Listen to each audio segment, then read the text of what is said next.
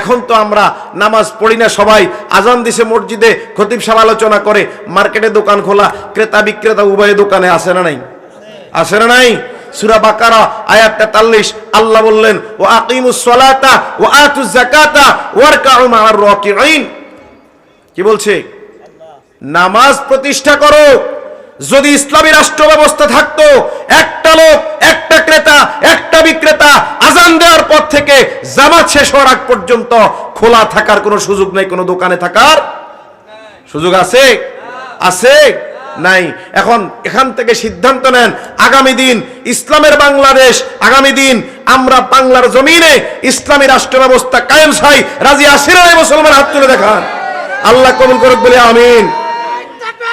আল্লাহু আকবার, নারায়ে তাকবীর, আল্লাহু আকবার। আমার নেতা তোমার নেতা বিশ্ব নবী মুস্তাফা, আল কোরআনের আলো ঘরে ঘরে জালো। মূল কথা বলে দিচ্ছি, মদ, জুয়া, লটারি আছে না নাই? মূর্তি আছে না নাই? 5ই আগস্টের পরে এদেশ থেকে কিছু মূর্তি হটলেও এখনো জায়গায় জায়গায় এখনো কিছু মানুষের মূর্তি পাওয়া যায় কি যায় না?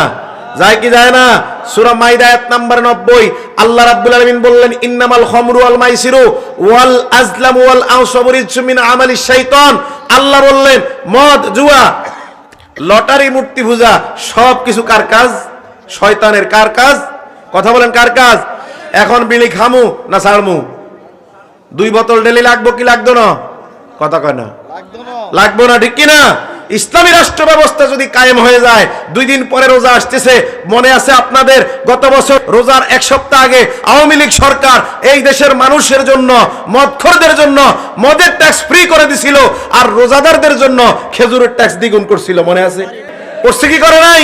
ইসলামী রাষ্ট্র ব্যবস্থা যদি কায়েম হয়ে যায়, আপনার ইফতার কিনা নাও লাগতে পারে সৌদি আরবের মতে, রাস্তায় দাঁড়িয়ে দাঁড়িয়ে এদেশের আইন শৃঙ্খলা বাহিনী আপনাদের হাতে ইফতার তুলে দিবে, ঠিক কিনা?